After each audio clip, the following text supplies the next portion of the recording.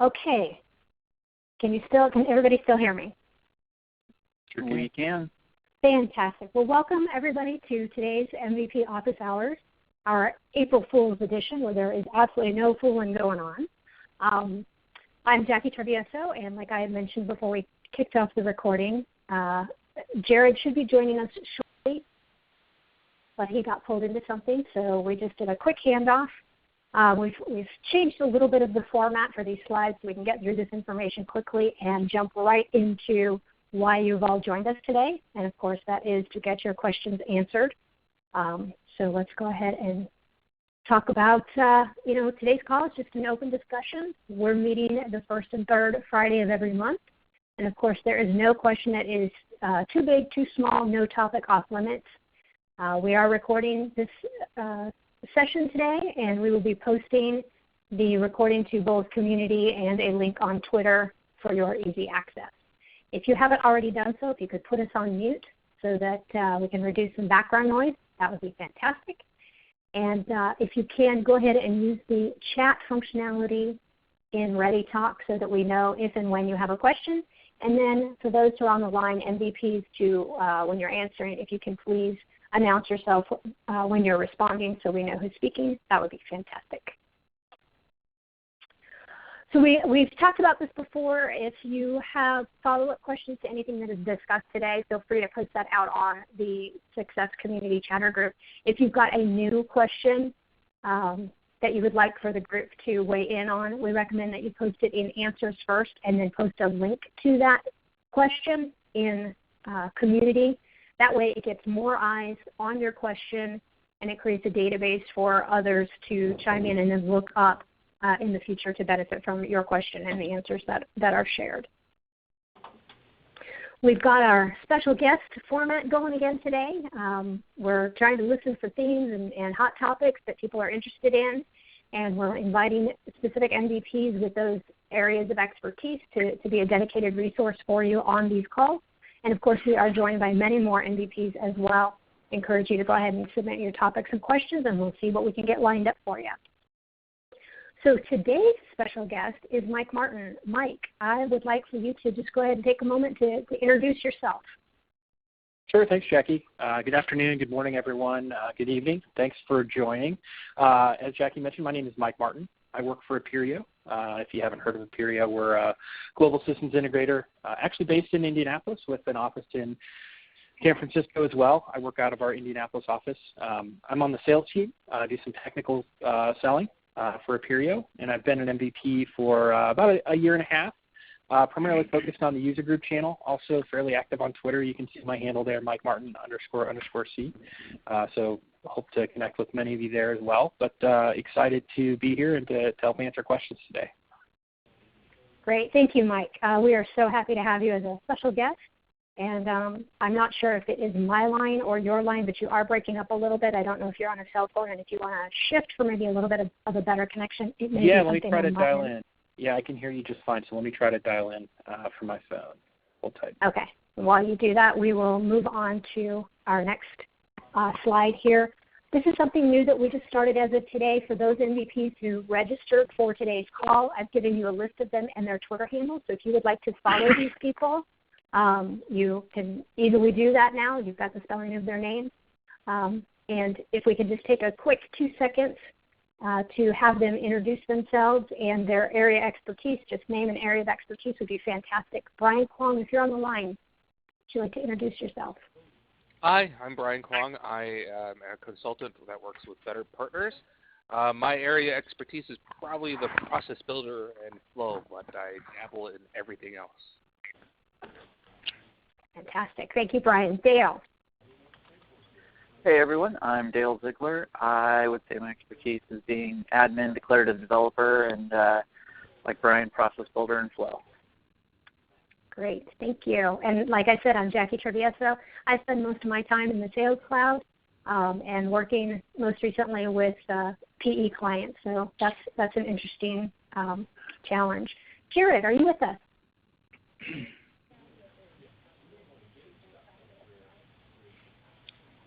Doesn't look like Jared has been able to join as of yet. Carrie McDonough.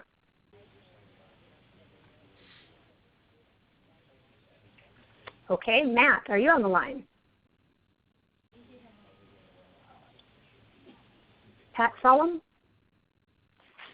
Hi, this is Pat Solom. I'm probably more on the declarative side like Dale, would be more my area of expertise. Great. Thank you for joining us, Pat. And Philip, I believe you're on the line. Hey, Philip here. Run my own consulting shop, Clicks the Code. I am a developer, declarative in, programmatic, and probably just a platform in general. It's kind of where I hang out. Great. Thank you, Philip. And Stephanie, I believe you're on the line. Maybe not. And Toya, if you've dialed in? Okay. Is there anybody that I missed?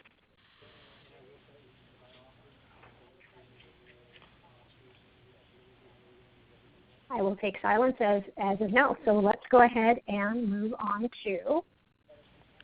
Oh, sorry about that. Let's go ahead and start with questions. So feel free to raise your hand or speak up. If you're not speaking, and keep us on mute so that we can reduce background noise. So who's got our first question? And Mike is back on the line.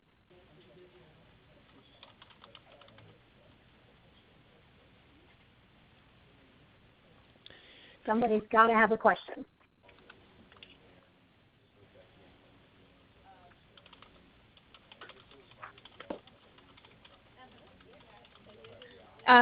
I have a question. Can you hear me?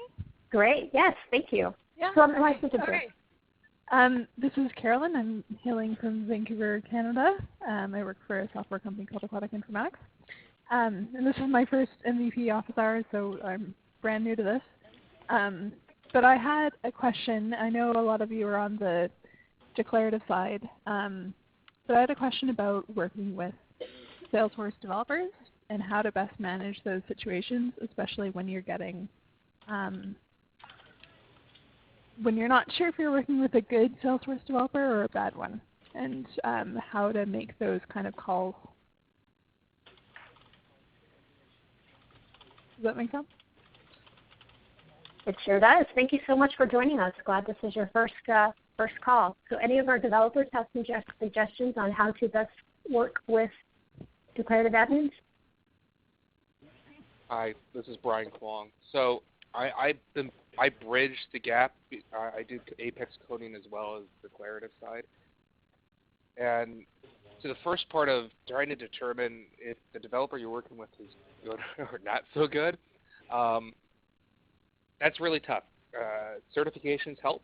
Not every great developer out there is certified, but if they are, they should be able to get certification fairly easily, and hopefully the company that they're a part of, yours or if it's outsourced, provides an avenue for them to take those certification tests without cost to them.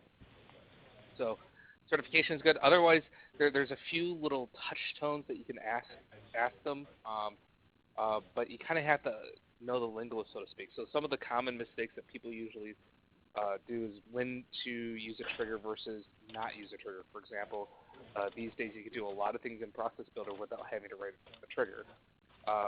Understand that you shouldn't be doing basic things like putting a query within a loop because of governor limits, and you want to keep it simple. So that's tough. As far as working with them, it sounds kind of bleak, but it's really up to really good communication. And that goes both ways. When I was running with a team of people, we always had a weekly, what I called a stand-up, which was all about trying to make sure that what the declarative side people and the code side people were doing were aligned, and they were keeping the communication open about who's doing what in a sandbox, who wants to deploy stuff, and ideally speaking, you're doing it in advance, so if there's a validation rule that you need to create or update, that all that gets communicated well in advance, so the Apex side knows, okay, if there's now a validation rule on the account, we may need to update test copies or something along those lines. I would actually have something scheduled on the book that you just have regardless if you need the full time or not, and just constantly be checking in with each other. What are they working on? What are you doing? And do it a minimum of every week.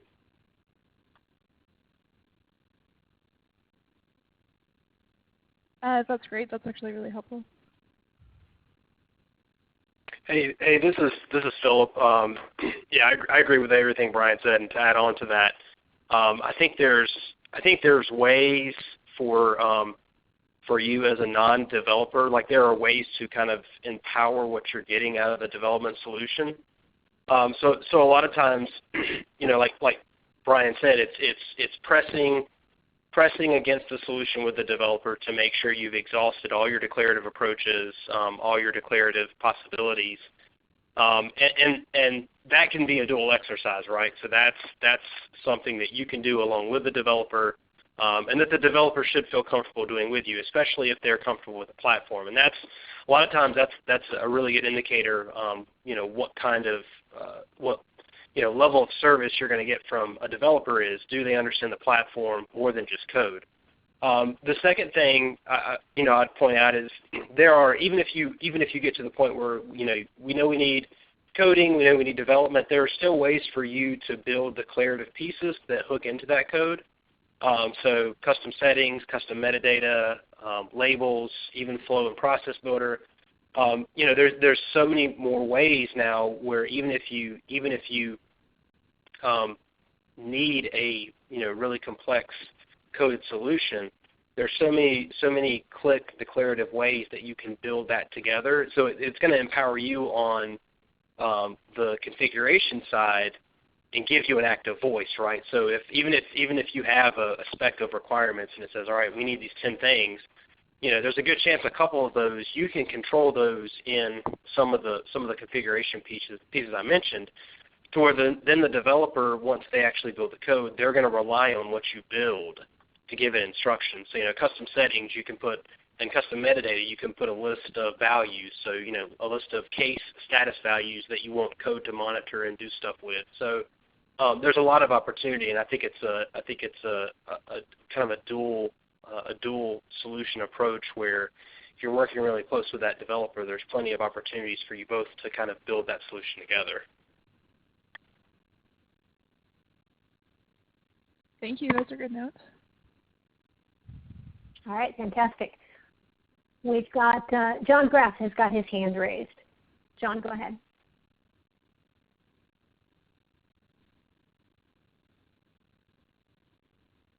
And there you go. Sorry, I there you put myself on mute for a second. Okay, go ahead. Hi, guys. John Graff. I have a question because this is what's in front of me today is reports and dashboards and the folders that I'm trying to control them in. I'm looking for best practices. The issues I'm running up on is I'll have a folder and it's just for the executives and they want to be able to see it, so I put a group together of the executives. I already have the group because I use it for other features and I share it with just the executives. But now my CTO wants one of those reports emailed to him on a regular basis. But I can't get that report emailed to them on a regular basis because it's shared with the group. And I don't want to have to create a whole bunch of folders for all these different reports, one just for the CTO and another one for the executives, and this report's on this one because it's being emailed to this person versus, you guys kind of see where I'm going with this. I'm looking up blog posts on best practices, and they're going back to 2011, 2012. Do you guys know where I can find some good practices, or at least have some you can share with me today?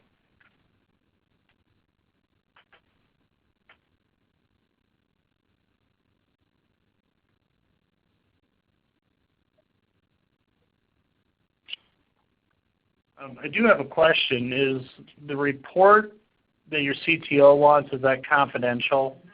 Is there confidential information there to other groups, or? Yeah, they'd like to keep it private. A lot of the stuff we have is very open and public, but once I started getting into private information, that's really where I started getting into trouble. Yeah, I had to do, and this probably isn't the best practice, but I had something like that similar to that for the president of our company.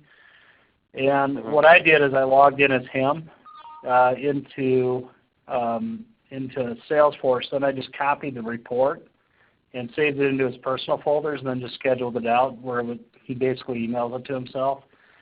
I know you're making a copy of a report that already exists, Right. but that's the way that I could preserve the integrity of that group and the security within that and then still give him what he wanted.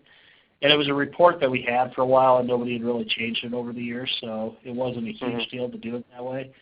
And for a one-off type situation, that's probably what I would do again. There might be some opinions on some more complex or maybe even better ways to have solved that. But he's had the report for a little over a year, and it seems like it's working for him. Yeah. Yeah, that's something I considered. I'm trying to avoid it. Right now I'm looking at over 1,700 reports, but I've got a decade-old org here, and I have already identified 3,000 of them that I know that are 1,000 of them that probably can be deleted. I just, it's trying to tackle a beast, and I don't know which horn to grab a hold of first, right? Sure. I've also got a comment in terms of scheduling an email sent from a report that's only shared with the group. I think I've actually gotten through sorry, this is Carolyn again. I think I've figured out a workaround where if you add the individual to the folder, schedule it, and then remove the individual, it actually still works. So that's what we've done with a lot of our, because we do a lot of, I have a lot of folders that are shared with our entire sales team, but I only want to send certain reports to individual sales reps, and so that's the workaround that I've used. Wow, that one's really interesting. I'm going to have to give that one a try. That's a fun trick. Yeah, it's worked for me in the past, so good luck with it.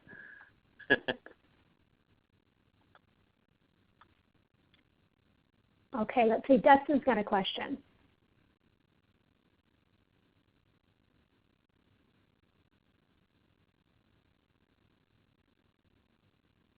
Looks like he's put it in the chat. So here's his question. How do you create a workflow item email alert based upon the date in the future? Not a time-based, but just on a date that is built, let's say a custom date field. That user wants to email the alert update. This record will not be opened, edited, saved on that date.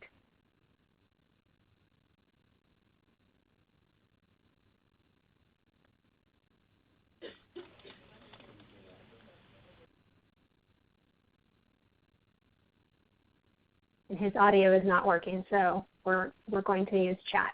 So how do you create a workflow item, an email alert, based upon the date in the future? Not a time-based item, just on the date that is the custom-built field. I'm not sure that I actually understand that question. I think he doesn't want the workflow to fire immediately. He wants it to fire on that custom date in the future. So basically be in a queue and wait for that day to come. I don't know if you can, this is Mike. I don't know if you can do that. Probably not without engaging some kind of code and a scheduled job. I wouldn't think. That's what I'm thinking. Can scheduled actions in Process Builder? Does it let you use dynamic dates based on fields? Brian?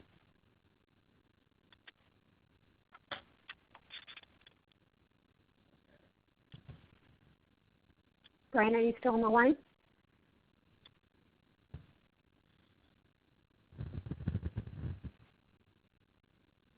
So Dustin has added.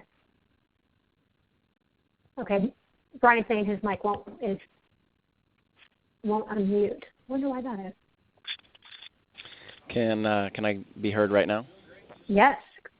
Beautiful. Sorry for the difficulties. All right, simple custom object built.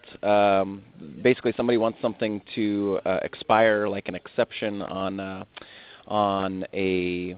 We're giving a special deal. We're giving a special deal to one of our clients where they're paying $20 when they should pay $30.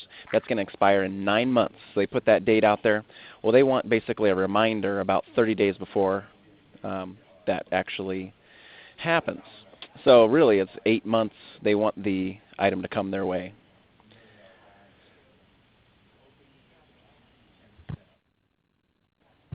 Couldn't you do a time-based workflow on that?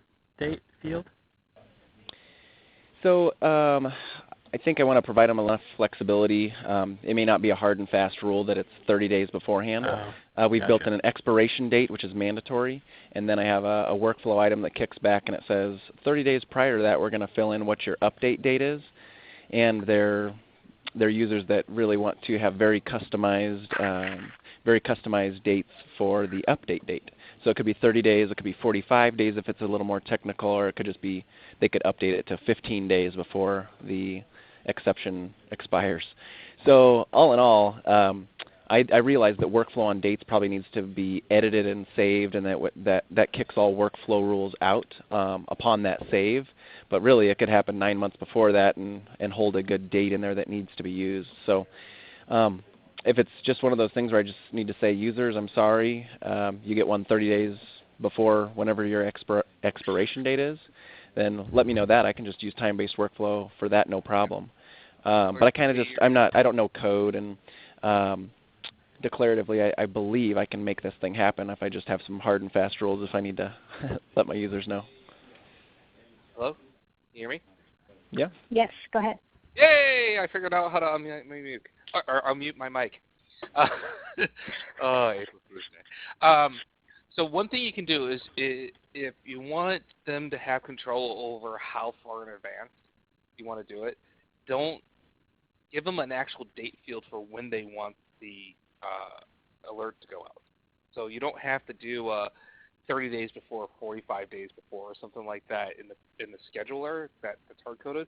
Just actually give them a date to say this is when I want the email alert to go out, and then you could use that date field with either time-based workflow rule or process builder scheduled action to send the alert. So it'll be based off of that date versus say something else for when the opportunity closes or whatever the case may be. But it gives the person who is filling the record and the control over it the exact date that the alert will go out versus trying to do something more dynamic like 35 days before some date. Right. So, but I don't think I can put in an email alert based around a formula that says time is now or day is now. No, no, you don't use a formula. Use an actual date field. Right. So, it's just a custom field because you can say, I want to go X many days before or after a particular date or a date time field on there. So you don't need to use a formula. You can simply, well, the way schedule actions work is once when a record gets edited and meets the criteria, the actions get scheduled out based on the time. If the date changes, then you can change when the schedule action will go out. If they just say, hey, I want it to be March 31st to go out, and then they decide a little bit later that, no, I want it to be April 5th, they just need to change the date, and it will get rescheduled. You just have to make sure the criteria is set to be able to capture that something has changed or that you want the email alert. And the easiest one is usually to say, hey, there's an actual date in the field. And if there's a date in the field, go schedule the time. Perfect. Thank you. Yeah, if you take a look around the community for time-based workflow rules, where the schedule time frame is getting changed, there's a whole bunch of people who have asked similar questions out there, and there's some really great answers out there that give you some good examples of what you could use for criteria and things like that. And Carolyn Price has a follow-up question, Brian, about scheduled actions. Carolyn? Yeah, and this was just this was something that I've got on my list to test robustly, but you might know offhand the answer. And it's just the question, if you set a scheduled action to maybe fire on creation or to schedule on creation, if you want that to work for historic records, would it work if I just went into every single historic record and either in bulk ran an update or edited each one and saved them? Or would those records only be able to kind of call the scheduled action if the scheduled action was based on a create or edit criteria. All right. So it's 100% based off of what the criteria is. So the criteria is only schedule the actions when the record creates it. You could take an existing action and hit the edit save button as many times as you want, and it's never going to pass that criteria, so the actions never get scheduled. So for the items that are created, the answer is no, you would have to actually create a new record. If you have a criteria that involves a record that's been created or updated, then as long as the record meets the criteria, when you hit edit and save or do a batch edit and save, it will schedule the action as long as it meets that criteria. And does it ever schedule multiple actions? So if I created a record which scheduled the action, and then I updated the record later, would that schedule 2 actions? Or Good question. would I just have to manage the criteria so that it only ever fired once, basically? Good question. So it depends on the way you're running this. If you're using a workflow or a process builder, each one has an option that basically says run when the I'm going to get the exact syntax wrong, but it basically means that when a record meets the criteria, only run it the first time, and not when it subsequently meets the criteria. That has to be selected for you to even have time-based workflow or scheduled actions in Process Builder. And that basically means that if your criteria is that the stage equals proposal on the opportunity and you hit edit save, it's only going to schedule it the first time that it's in proposal. So if you go and hit edit save 5 more times, it's not going to create duplicate scheduled actions. It's only going to keep that one. Now, it will update if the criteria changes. So if you did something where the stage is no longer prospect and it's before the time period of the scheduled actions typically get removed. They don't fire because that record no longer meets the criteria. And then I think I read, so for example, if it's based on a field, like a date field, and that date field changes, I think I have read details on that. If it hasn't fired yet, it will kind of reschedule itself, but if it has fired, I'm not sure what the answer is there. Yeah, if it's had fired, then the actions have already occurred, and you're not going to reschedule it. You would have to take the record so it no longer meets the criteria and then put it back in to match the criteria if you wanted to reschedule it.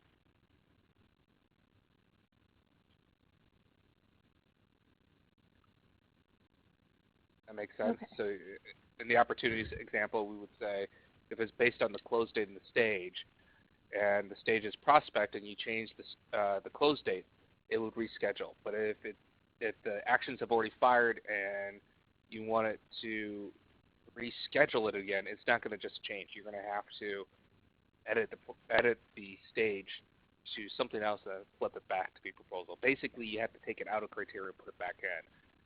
And it really comes down to what is the criteria for firing the action. Mm-hmm. So if you were going to set something, if you had the option of setting up kind of alerts, so just not regular, but alerts based on a date field, would it be easier to make it based on a date field if you wanted it to have the ability to kind of reschedule based on a field on the account or based on a field on a child object like an opportunity or a contract? I guess contracts aren't child objects, but those kind of examples related objects? Depends on what you're trying to do. Okay. The tricky things with doing things with time-based workflows, you can't use functions like, say, reevaluate if the date field has changed, because that requires you to evaluate the workflow every single time it's edited and created, and you can't use time-based workflows or schedules action with that. So you really have to think through what your criteria is that will match the subsequently and still get the update. I don't have any good examples off the top of my head, but I do know there are some really good examples of that using time-based workflows out in the community. So I would do a quick search on the answers board, or just do what I do. I use Google. And when we get done with this call, I'll do a quick search, and if I find some really good examples, I'll post them in the group. Yeah, that would be great. Cool. I'll do some hunting after. Fantastic. Thank you, Brian, for all of that. That was really detailed. Any other questions? I got to say that Mike is getting off really easy here. So if we have any questions for Mike, now's the time to ask him.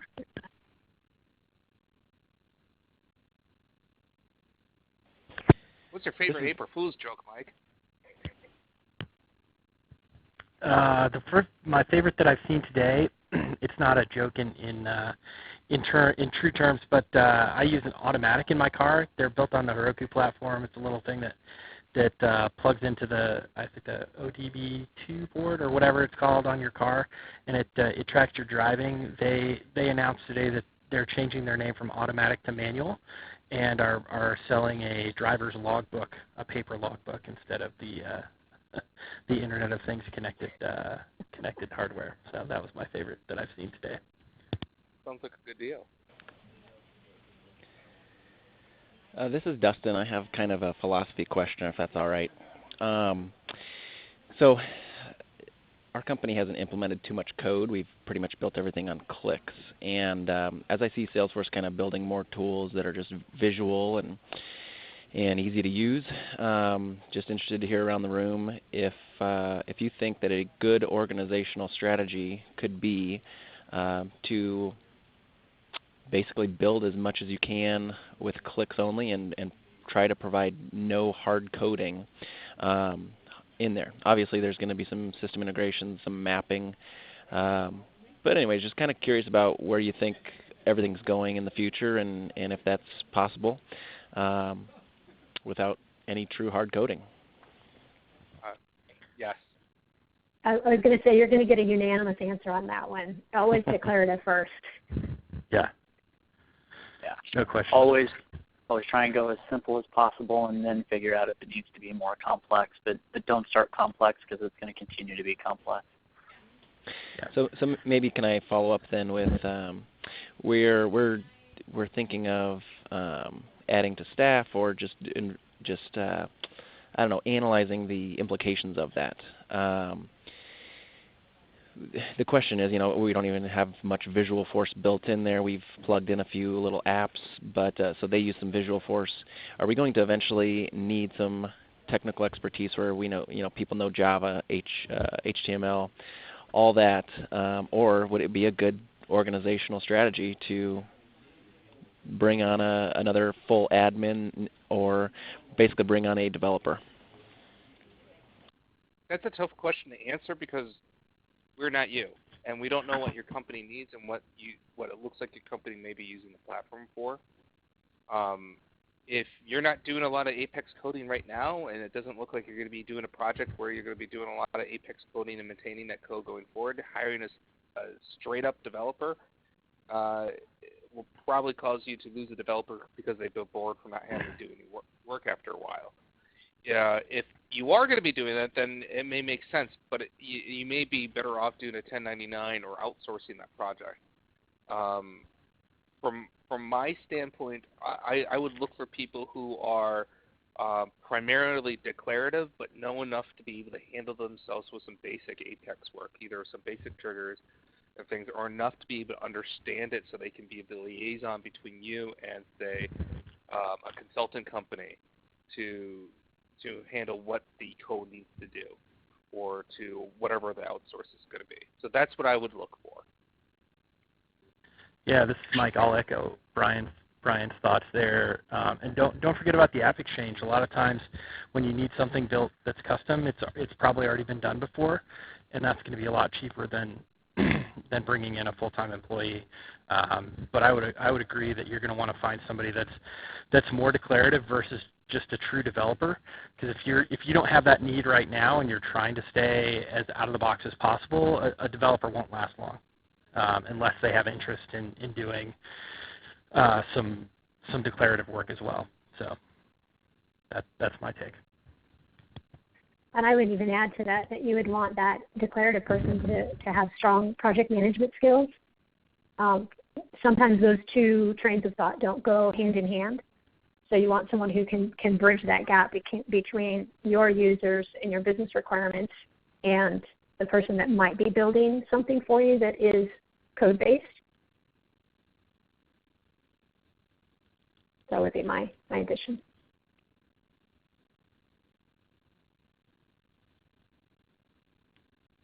But good questions.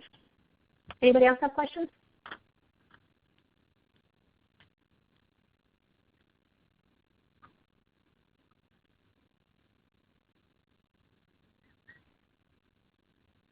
There's no question too big or too small.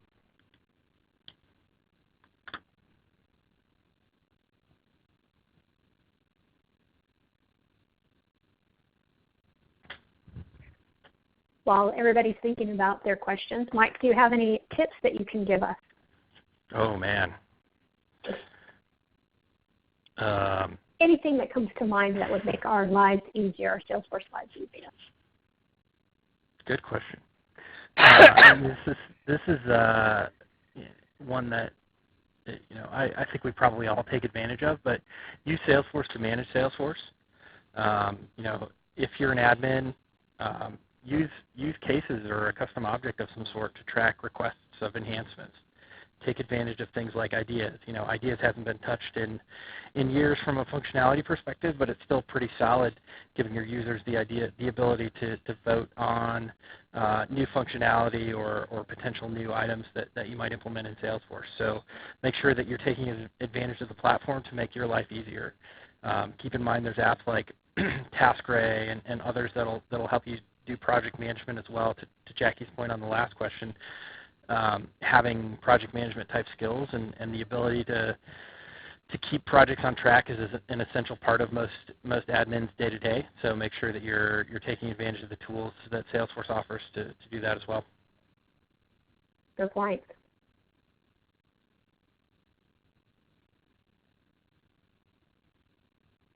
Any other MVPs have some wisdom to impart on the group?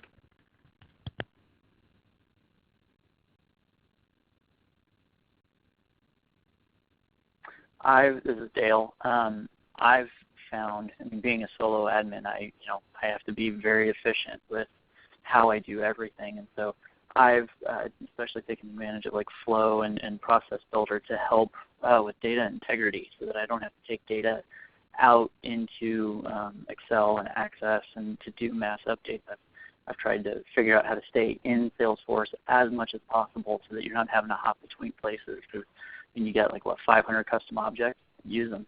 Try and build as much of your own administrative process as possible into Salesforce so that you're not having to move around a lot. Good point. That'd be a great time saver.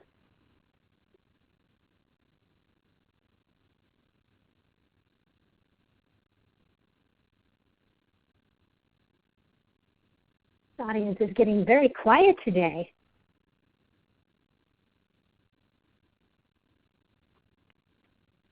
They're afraid of all the April Fool jokes Jared said he was going to do. He's not even here. Yeah, and Jared, we haven't heard from you. So are you still here? I am still here. Fantastic. You want to give us one of your tips? Oh man, you're gonna put me on the spot. I am. Wow. What was my tip? Jeez. Always have a tip at hand. Yeah. Or you could just ask Mike a question instead. Yes.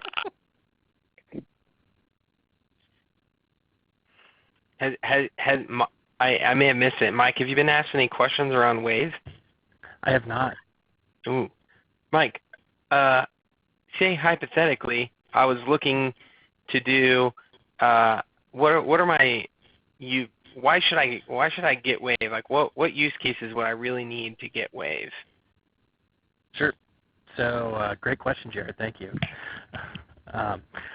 Honestly, Wave is a great, as with a lot of things with Salesforce, it's built as a platform. So first and foremost, really designed to be an easy way for users to visualize data, and that data could be from anywhere. I think the sweet spot for Wave, especially right now as it's still a fairly young product, is visualizing sales data using what they call the Sales app. So, think App Exchange for Salesforce. They have the App Exchange for Wave, but it's a lot smaller. Right now, there's just one app available. There'll be more coming down the pike. I've seen a couple pilots of service. I know they're working on marketing, and I know some partners will be developing apps as well. But really think of it as a collection of dashboard templates. I did a session at Tahoe Dreamin' where I built the Wave Sales app in about 5 minutes just by clicking through and mapping some fields from a Salesforce org into Wave. So it's an easy way to get up and running. And the value in Wave is versus traditional BI tools where, in traditional BI tools you have to spend a lot of time, you have to have technical resources that know the data, that can really kind of set it up for end users, where in Wave it's very easy for end users to get familiar with navigating and slicing and dicing their own data.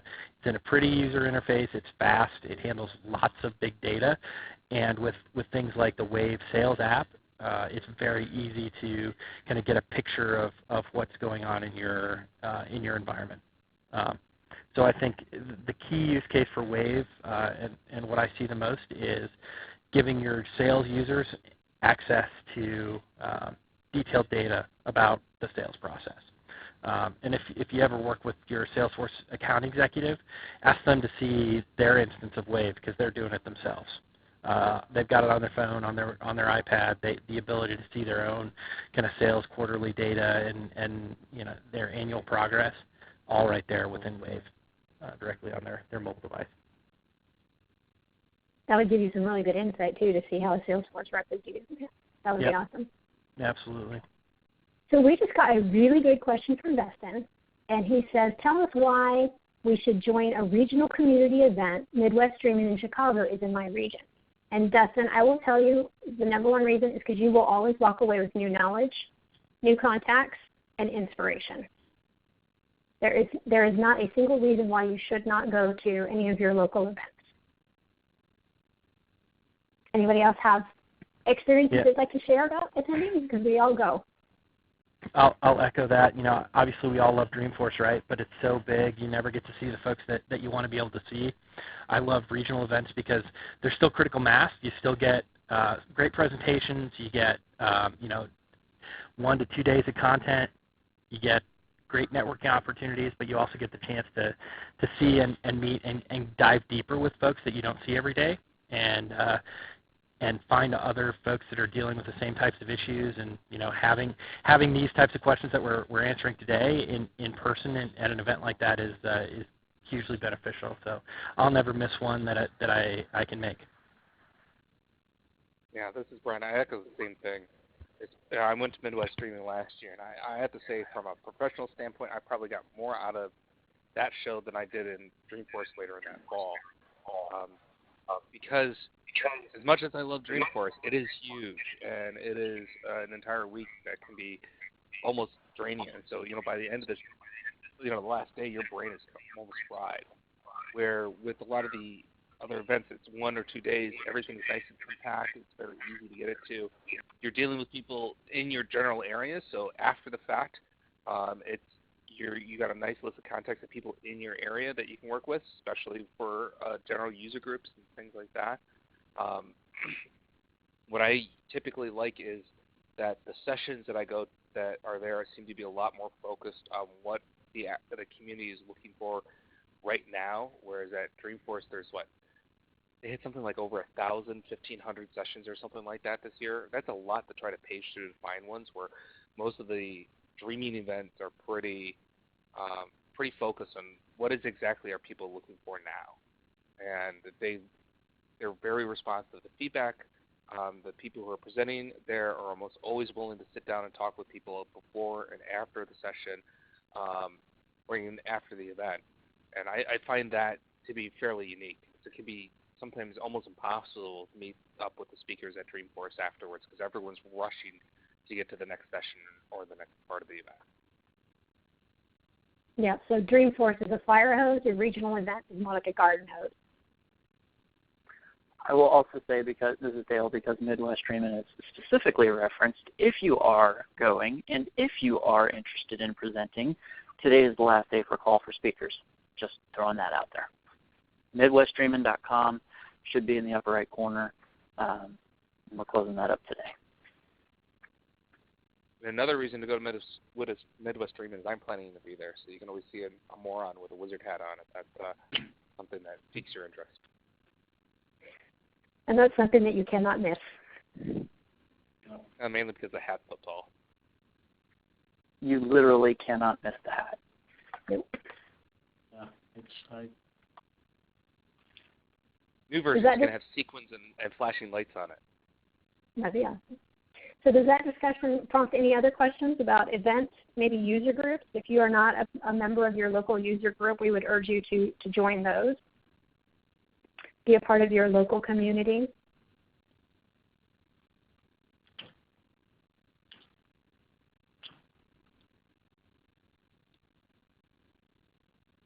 Does not look like we have any other questions. We've got about 10 minutes left on this call.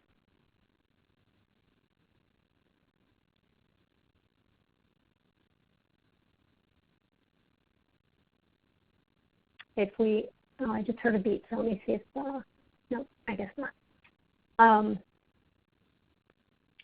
If you guys don't have anything else that you want to ask or glean information from this group of incredible resources,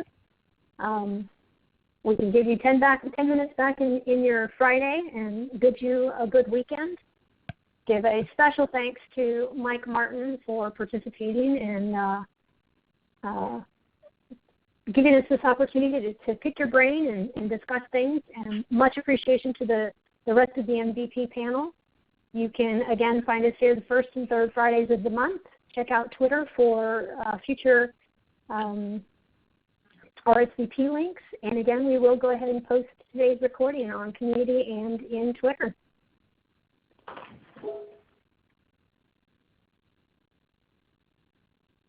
So everybody have a great weekend, and thank you so much.